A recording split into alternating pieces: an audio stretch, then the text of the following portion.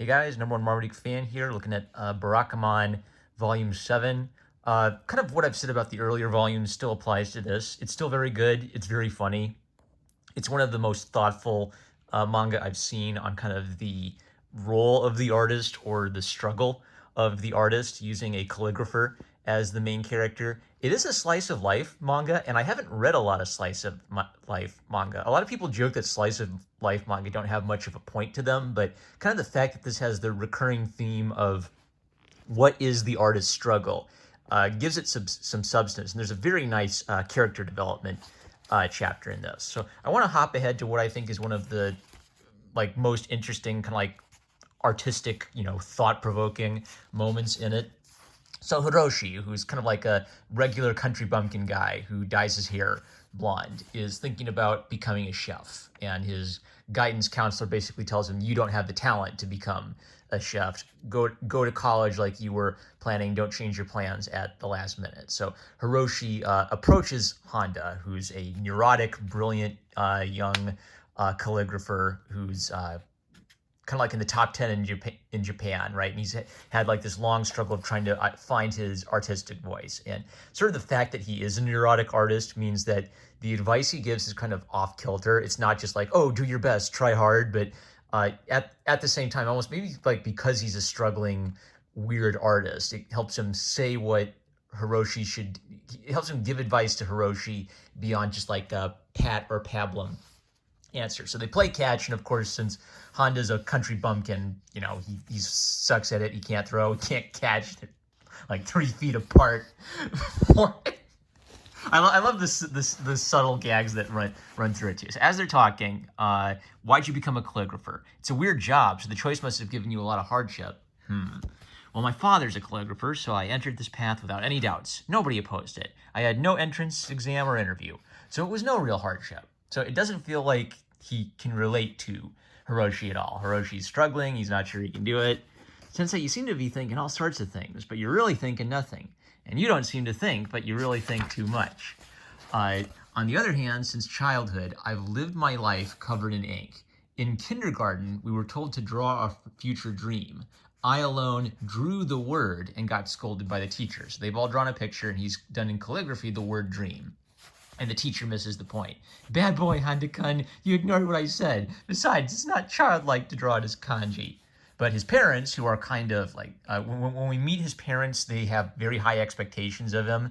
They clearly really want him to go down the path of being a calligrapher. His mother's kind of clingy and afraid to let him go out and be his own man. So there's kind of been this two-sided thing to it where the negative reinforcement on the other hand, positive reinforcement on the other hand, yet at the same time, that doesn't mean that his parents have kind of they're not bad parents. They're his father especially has kind of recognized how they've sort of brought him up to be a neurotic little perfectionist, and they're working on that. But both sides of this experience have kind of helped shape Honda into who he is.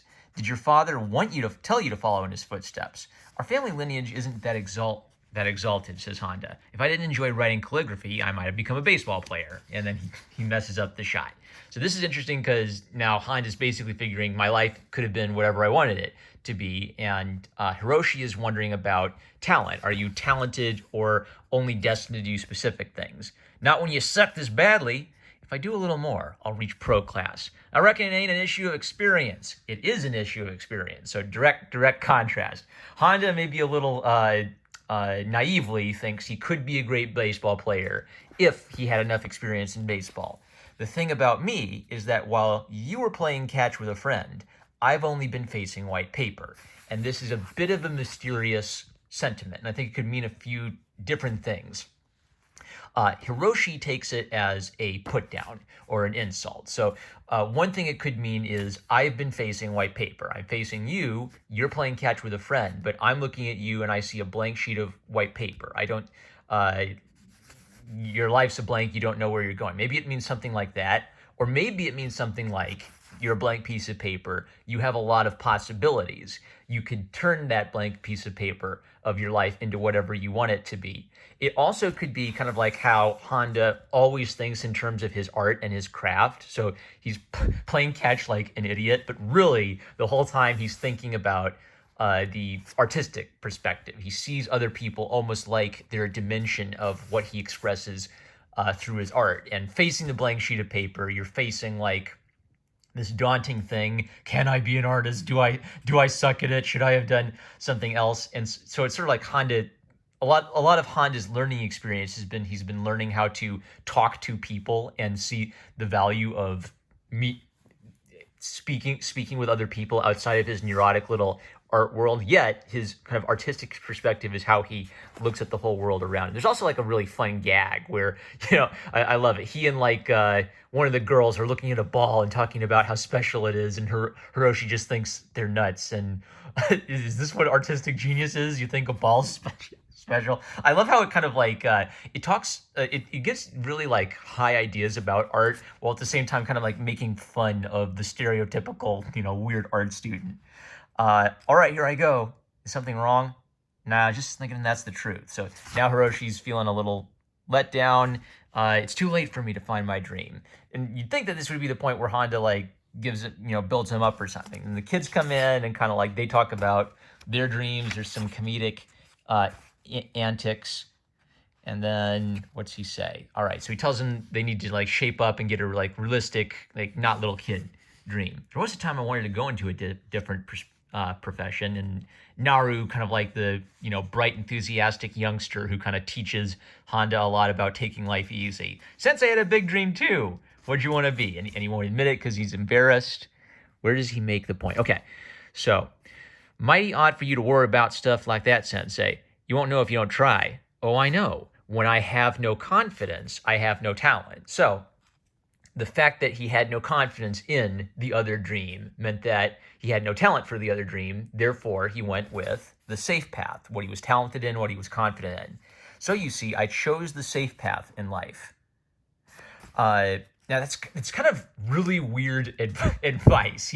He's not saying go out there, get your dream, build what you want to do. He's saying choose the safe path in life.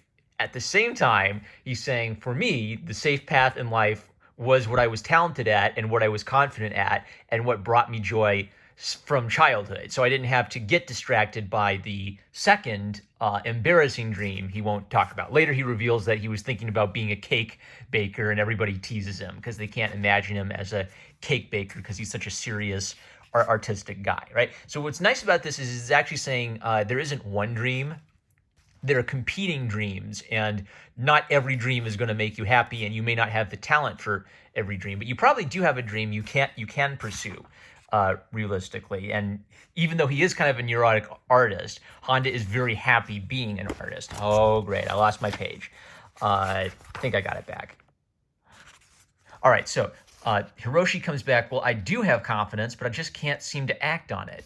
Confidence can't give me conviction. Even my advisor at school was against me becoming a chef. Hiroshi, what you need isn't conviction, but resolve. So he listens to him and he adjusts the advice to help out Hiroshi. Do kids these days need a seal of approval from others to fulfill their dreams? If you have confidence, then isn't that enough? All right, conviction, resolve. So he's saying conviction is the belief that you can be a chef. Resolve is the decision to become a chef. So if you have the conviction but not the resolve, you spend your life thinking, oh, I wish I could have been a chef. I wish I could have been a chef. And the resolve is the commitment to actually do it, regardless of what other people are telling you. Well, if I'd had the confidence and resolve, I may have chosen a different path too. Not that it matters now, though. He's chosen his path. He's an artist. He's a calligrapher. He's happy with that path. And Hiroshi kind of has the comment, it's hard to believe, but even when you fail, your words move me. So he's sort of like, even though Honda's not that good at giving advice because he's kind of a weirdo, Hiroshi picked out the piece of the good idea out of that advice that he needed, and so he starts getting serious about pursuing being a chef, and he takes the blonde hair dye out of his hair so he can do well on his entrance exams. All right, so 10 minutes, that's good. Barakamon, great series. It's all ages. I guess it has a couple little mature gags snuck in here and there, but you could give this to a preteen, and I don't think absolutely nothing in this would scar them. Very thoughtful, very, very funny. A lot of neat little, Japanese cultural history notes too. It's a lovely book. It's got a nice following. I think it just ended pretty recently.